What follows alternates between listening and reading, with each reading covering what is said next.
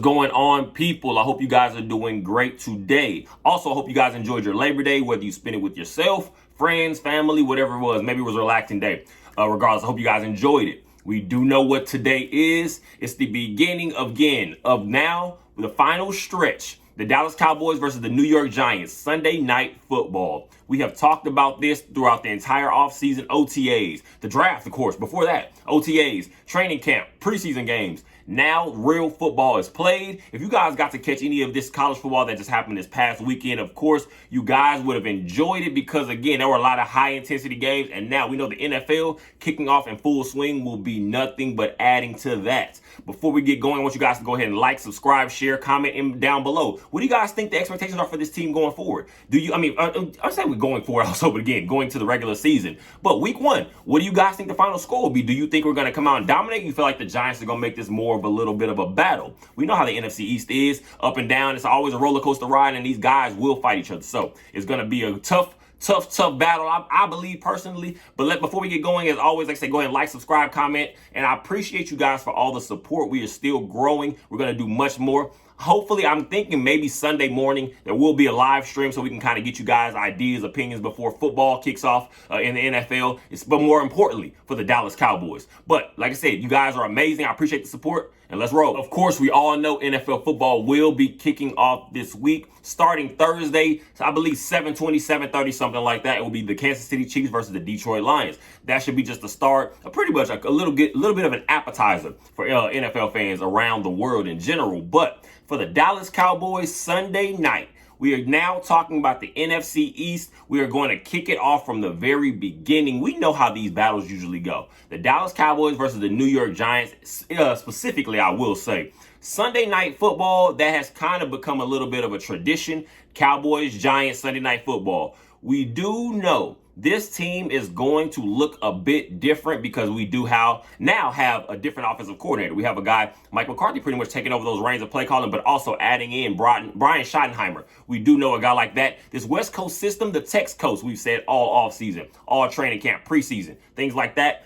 It will be a different bit of a look for the Dallas Cowboys because we are now going to be, in my personal opinion, it's going to be more of a bit of an efficient offense.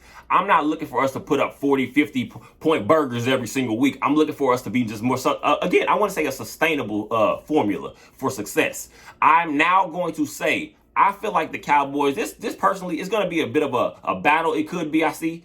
But I feel like the Cowboys, we should end up pulling this thing out by at least about 10 points because I say, one thing I'm going to bank on is this defense. Dan Quinn has pretty much showed us throughout the entire offseason he wants to continue to add just weapons to this roster and move guys around where he sees that they can maybe make some more splash plays than maybe the year before or prior. Also, we do know guys like DeMarvion Overshown will not be able to show themselves. So what does that mean for guys like Marquise Bell? What does that mean for maybe more added responsibilities for Leighton Vander Esch, for a guy like Damone Clark coming into year 2 out of LSU? Again, we do know he had dealt with prior pretty much just the spinal fusion surgery. And again, he came back last year. I had no expectations for a guy like Damone Clark in year 1. And to me, he showed that he can be possibly a staple guy in the middle of that defense. We're talking about in the linebacker room. Leighton Vander Esch, I'm going to say now, he's going to be a guy I'm banking on to, I want to say, not really surprise guys, because we do know going back to prior to his injuries, of course, in the NFL, rookie year, Leighton Vander Esch was a guy we saw maybe could have been kind of in that mold of a guy like Luke Kuechly. I'm talking about perennial all-pro, Pro Bowl type player. But unfortunately, we do know injuries do kind of take their toll on some of these guys, especially him. But what he showed last year, and I loved it, is that he's pretty much going to be that consistent guy, that stable guy in the middle of this defense. So hopefully we can have just a nice, clean, healthy season from guys like Damone Clark, have nice, healthy seasons from guys like Leighton Vander Esch. But I'm expecting there to be, I want to say from the beginning, I'm not expecting Dan Quinn to be even remotely timid from drive 1. I see guys flying around. We're going to blitz, put pressure. We know Micah Parsons has done nothing but talk this entire offseason about what he wants this team to be, and he sees this team as a Super Bowl winner potential. And I, for one, personally, not even just drinking the Kool-Aid. We know exactly how this goes with the Joneses, the Jerry Jones, Stephen Jones of the world. They love to sell us what they can sell us. And a lot of times we're going to eat it up because we love this team. We're passionate about this team. But I personally feel this is now actually a year where the Dallas Cowboys will be a contending team if all things fall into the right place. Because we're now talking about, I see more of a stable offense, an offense that's not going to be boom or bust, I want to say. Because a lot of times under Kellen Moore, not even crapping on the guy, but he's not here anymore. So we can say a lot of times, me personally, I felt this offense, it had the potential to put up numbers.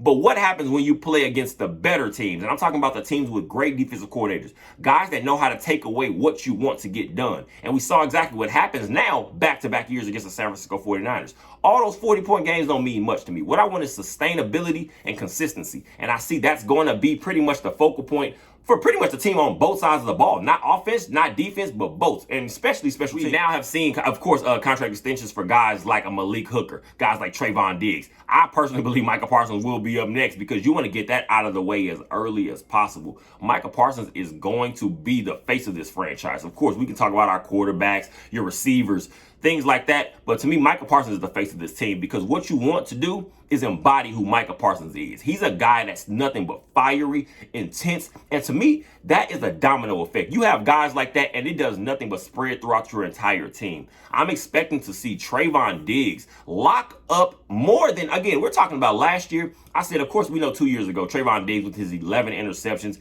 crazy playmaking skills. We know exactly. Great hands for a corner as a former wide receiver moving to cornerback. Trayvon Diggs can make plays on the ball. We already know that. But adding a guy like Stephon Gilmore, what is they going to do? That's going to pretty much put Trayvon Diggs in a position where there will be games where you I'm going to say last year especially, but where you kind of had to avoid a guy like Trayvon Diggs because you did have an Anthony Brown or guys like that, a Nashawn Wright. I'm saying at certain guys, certain top points, we're moving guys around trying to find where pretty much where they can fit in. And Trayvon Diggs, of course, is not going to be the one to be tested. They're going to test everybody else. Like Kelvin Joseph, we know what that was prior to his trade to the Miami Dolphins. But Trayvon Diggs, I'm expecting to make a lot of noise and just showing that he's more of a capable just lockdown coverage guy, because I feel like that's what he did last year. Like I said, 2 years ago, 11 interceptions. Last year was a little bit down, but what he did show to me is that he's able to pretty much lock down more of I guess you want to say a side of a field. I'm not comparing it. We're not talking about Revis Island level or anything at this point, at least.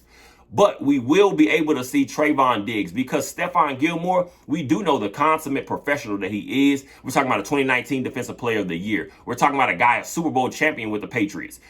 Stephon Gilmore is your technician. He's your detail-oriented guy. He knows how to work the sidelines, use that to his advantage. He knows how to use, again, we're talking about the cut, just chipping on guys, because now you can force some guys on the inside now. And we do know, we're looking at our nickel corner slot. We have a guy like Deron Blame, led the team with 5 interceptions last year in a crazy entertaining, and this is special rookie season. And now potentially we'll see what a guy like Jordan Lewis can do coming back. We don't know if he'll be able to come back in the first game or two of the season, but we do want to see him worked in because I feel like now this I want to say DB room, not even just the cornerbacks, but this DB room in general is something to keep your eyes on. It's just, I feel like it's going to be special. Where of course we're trying to work guys like Donovan Wilson coming back from a little bit of an injury. We'll see exactly how long that takes. But a Malik Hooker, J-Ron Kearse, I call him a tight end lock-up guy. We know who that is. J-Ron Kearse is going to be special. Changing his number to number 1 from 27. We do know you can't miss the number 1 out there. Previously owned by Kelvin Joseph,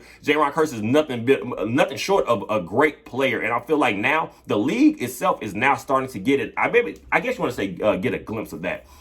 We have locked up, like I said, guys like Malik Hooker and Donovan Wilson for a little bit longer of a deal.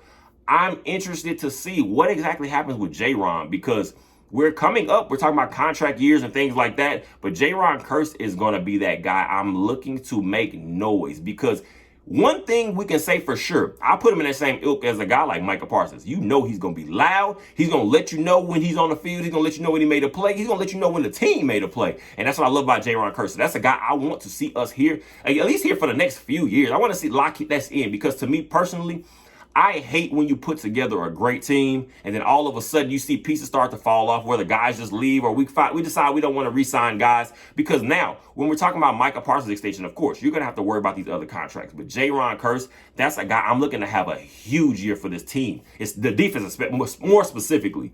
But Jaron Kearse is going to make noise because, again, we see all the trash talk, again, the Darren Wallers.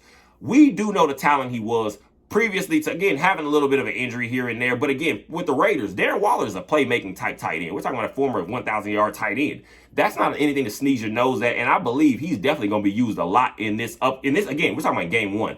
Daniel Jones, we're not talking about Peyton Manning level type pocket passer. So Daniel Jones will be able to move around a little bit, roll out, and find some of these boots. And especially, you're going to look for a safety valve guys like Darren Waller. So Jaron Kearse, I'm expecting a huge game from him. Hopefully, everything comes into fruition. Switching over a little bit, I want to say more to now the offense. We can talk about the offense as much as we want because there's so much going around and that was so much movement.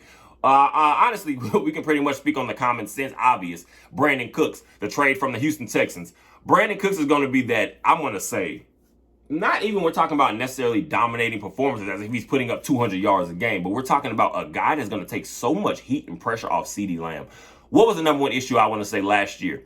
CeeDee Lamb or nothing. That's what it seemed this offense was when it came to the passing game, more times than not. Because again, we're talking about Michael Gallup. He was still trying to work his way back. And then you're signing guys like T.Y. Hilton, who made a couple plays here and there, especially more specifically, we're talking about that Eagles game, that big deep catch he makes on a long third down. We do know Brandon Cooks has so much game left in his legs. We're talking about a guy with 6 1,000-yard seasons in the NFL, playing with many different quarterbacks. So we're talking about the Jared Goffs, the Tom Brady's. We're talking about a guy he played for with a Drew Brees in New Orleans. So Brandon Cooks has seen pretty much everything you're going to be able to throw out on the field. Michael Gallup is a guy I'm looking at now. He says, I believe yesterday, I think it was either yesterday or the day before, he says this is the best he's felt in a few years.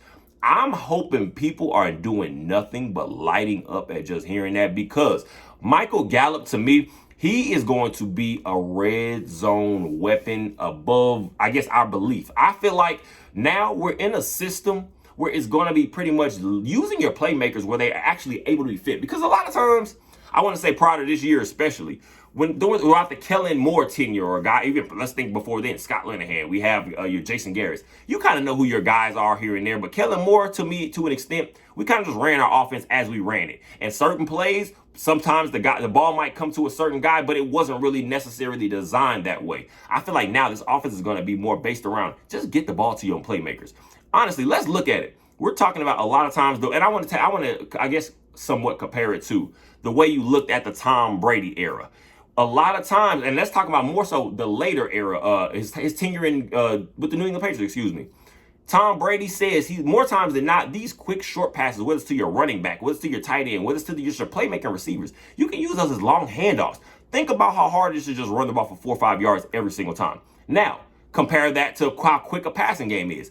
Michael Gallup is going to be used in the sense of when we get to the red zone, that's going to be a money maker play for us. Because again, we know that jump ball, that deep back shoulder fade, he has made that play so many times, and a lot of times on one leg, it seems. He still is able to find that, that hole in that space to be able to make these plays. Michael Gallup is a weapon, and I feel like he's now actually going to be used more specifically for what he excels at.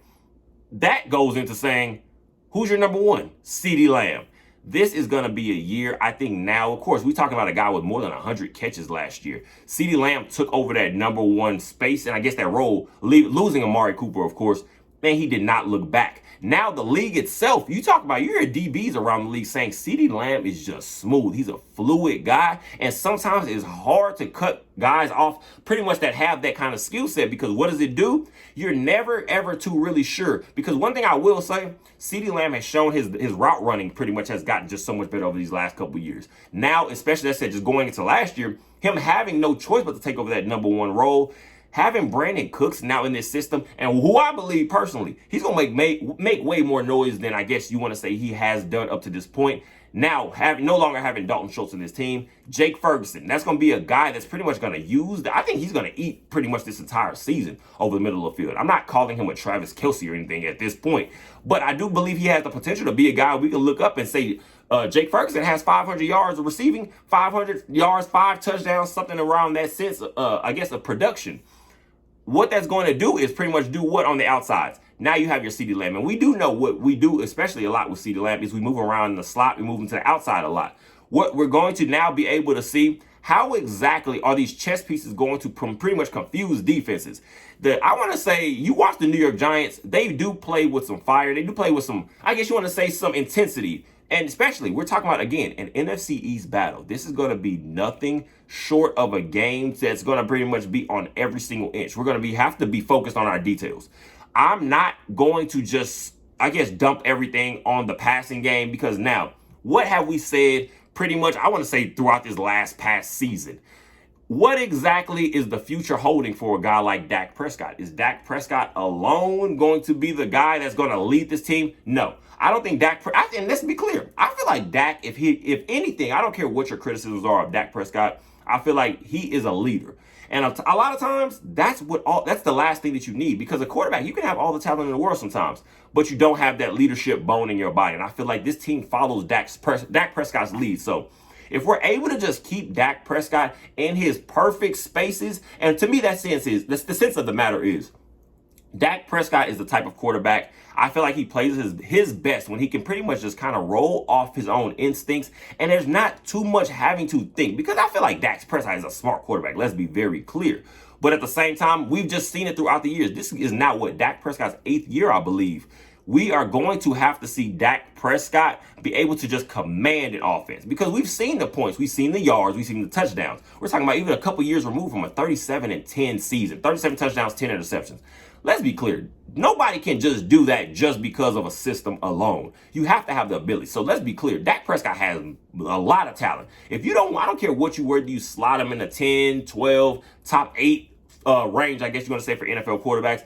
Dak Prescott, to me, is a top 10 guy easily. He's definitely a starting quarterback. He's definitely a guy that can lead you on a long playoff run and hopefully a Super Bowl win. But what we're going to have to now focus on is just using Dak Prescott in the perfect spaces. And I feel like Mike McCarthy has said many times this offseason, he wants this to be Dak Prescott's offense. Go back to the Raiders, the last preseason game against with the Las Vegas Raiders. Dak Prescott's your play caller. Why is that? Because to me, it just showed that he has a control and a command of this offense. He's now going to be able to figure out what works for him best. Look at what the running game is going to be this year. We now know, of course, we no longer have Ezekiel Elliott with this team. He is now a New England Patriot. For the upcoming future, at least, we'll see, at least for this upcoming season. But now, what does that mean? Tony Pollard is going to be your number one unquestioned feature back, you want to say, in that sense. And Tony Pollard, to me, he showed so much last year, of course, prior to the injury in the 49ers playoff game.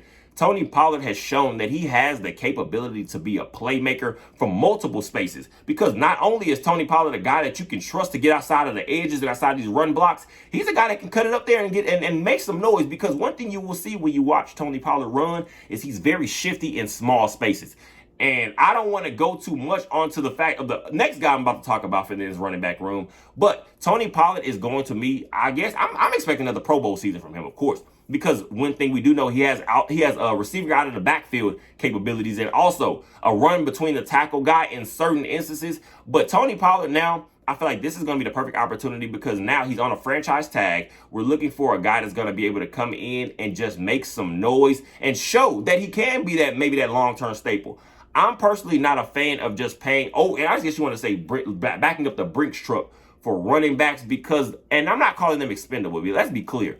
I don't think you can just go draft a 7th round running back and automatically guarantee he's going to be able to be your focal guy and your lead guy in the running back room. But I do want to see Tony Pollard show that he can carry that full load. And again, we're saying full load. I feel like this is going to be a running back by committee, but Tony Pollard is easily going to get the overwhelming most amount of production and just opportunity. So Tony Pollard, I'm expecting a nice season from him. But against this Giants game specifically, Tony Pollard is going to have to hit the ground running from the, I guess you want to say, drive one. Because one thing I want this Dallas Cowboys team is just to build that confidence. Because one thing we have seen over the last years with this team especially, we will teeter sometimes when there becomes a lot of unanswered questions, I guess you want to say. But this running back room going into the next guy, Deuce Vaughn. We're talking about a draft pick out of Kansas State. Small guy, but let's be clear. I'm seeing Deuce Vaughn being in that ilk of a guy that's going to be used around in multiple facets of the game. I'm not even per se saying I see packages specifically for him from the outside of the, from the jump out of the gate, but what Deuce Vaughn is going to be able to bring to this team is just that guy that he's going to be first of all, if you're talking about a guy that's going to give somebody a breather, Deuce Vaughn is going to be that guy. You watch him run, he gets lost behind the line. Why? He's talking about a 5'5", 5'6", about 180, 185 type running back.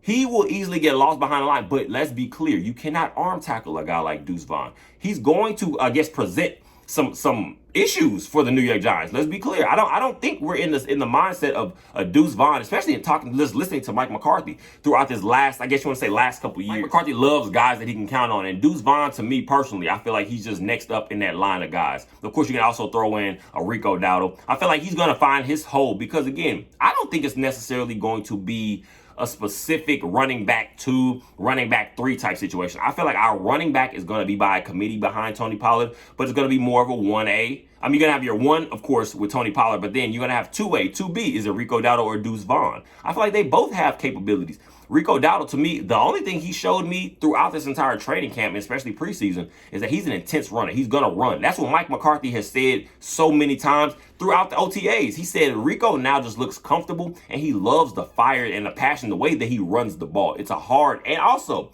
he's probably our best running back pass blocker at this point, right now at least. So we're going to be able to see a few of these guys. Who do you think is going to step up? We have many things to talk about, and this is not the last one. Of course, we have a lot going up leading to Sunday night, but this is just the beginning. I want you guys to just have an idea of what we're kind of looking at facing the New York Giants on Sunday Night Football. Let me know down below in the comment section. What do you think? What do you think the final score is going to be? Who are you looking to step up in game 1? I feel like we're going to now be able to just now say the Dallas Cowboys are actual contenders. Not that paperwork thing we do. We see the national media. The Dallas Cowboys are always a topic of conversation. And a lot of times I feel like sometimes it's because they just want to boost those ratings. They know people are going to watch. If you say the Dallas Cowboys are winning the Super Bowl, a lot of times they're not. You have people that love the Cowboys that are going to kind of hop on that media train and co-sign it. You have people that can't stand the Dallas Cowboys. They're going to hop on that same media train to say the complete opposite. So we're now looking into a real NFL regular season game. I'm excited. I hope you guys are too. You are amazing. You appreciate it. We will continue. Like I said, I believe there will be a live stream on Sunday morning just to get you guys' opinions before the games actually kick off. I'm excited about it. I hope you guys are too.